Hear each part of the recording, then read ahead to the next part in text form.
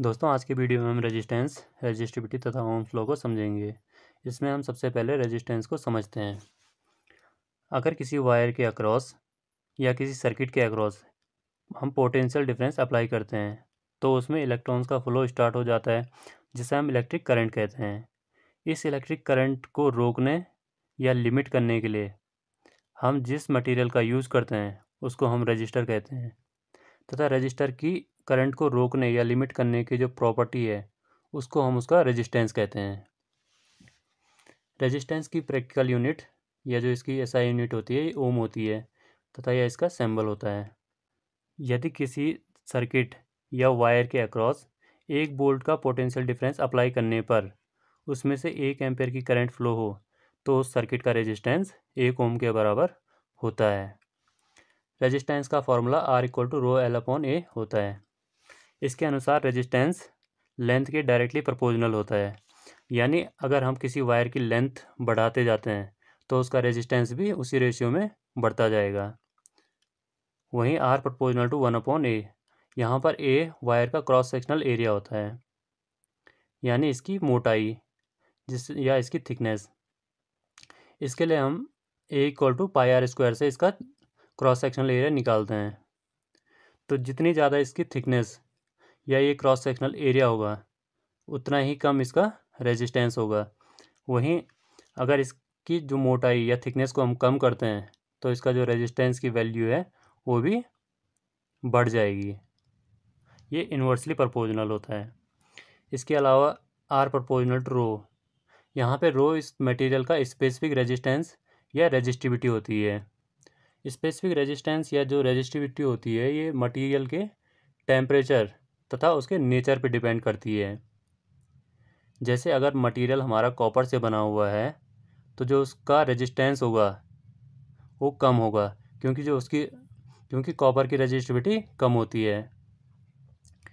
वहीं अगर हम यहाँ पे कॉपर की जगह टिन का यूज़ करते हैं तो उसकी रेजिस्टिविटी कॉपर से अधिक होने के कारण उसके द्वारा जो रेजिस्टेंस प्रोवाइड करवाया जाएगा वो भी अधिक होगा। अब हम इस रेजिस्टिविटी की बात करते हैं। किसी मटेरियल की रेजिस्टिविटी उसके 1 मीटर लंबे तथा 1 मीटर स्क्वायर क्रॉस सेक्शनल वाले वायर के रेजिस्टेंस के बराबर होती है। यानी अगर हमें इस वायर की रेजिस्टिविटी निकालनी हो तो इसके लिए हम इसके 1 मीटर लंबे तथा 1 metre square cross sectional area वाले वायर को लेंगे, तथा जो इसका रेजिस्टेंस होगा वही इस मटेरियल की रेजिस्टिविटी होगी। रेजिस्टिविटी की यूनिट ओम मीटर होती है। जो कॉपर की रेजिस्टिविटी है 1.7 × 10⁻⁸ ओम मीटर होती है। रेजिस्टिविटी के द्वारा ही हमें पता चलता है कि वायर का यूज़ कंडक्टर के रूप में किया जाएगा या इंसुलेटर के रूप में किया जाएगा। जिस मटेरियल की रेजिस्टिविटी जितनी कम होगी वह उतना ही अच्छा कंडक्टर होता है। जैसे सिल्वर की रेजिस्टिविटी सबसे कम होती है। कम रेजिस्टिविटी के मटेरियल का यूज़ हम कंडक्टर के रूप में करते हैं, तथा अधिक रेजिस्टिविटी वाले मटेरियल का यूज़ हम इंसुलेटर के रूप में करते हैं। सबसे कम रेजिस्टिविटी कंडक्टर्स की होती है, जैसे सिल्वर, गोल्ड, कॉपर, एल्यूमिनियम, तथा सबसे अधिक रेजिस्टिविटी इंसुलेटर्स की होती है, जैसे माइका, पोर्सलिन आदि। इसके बाद अब हम ओम्स लॉ को समझते हैं। ओम्स लॉ के अनुसार यदि किसी कंडक्टर की फिजिकल कंडीशन, टेम्परेचर, स्ट्रेन आदि कांस्टेंट या नियत रखे जाएं तो उसमें फ्लो होने वाली करंट उसके अक्रॉस अप्लाई किए गए वोल्टेज के डायरेक्टली प्रोपोर्शनल होती है।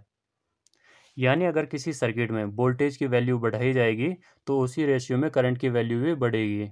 इसके अनुसार V तथा I का रेशियो हमेशा कांस्टेंट होता है, जो कि उसके रेजिस्टेंस के इक्वल में होता है।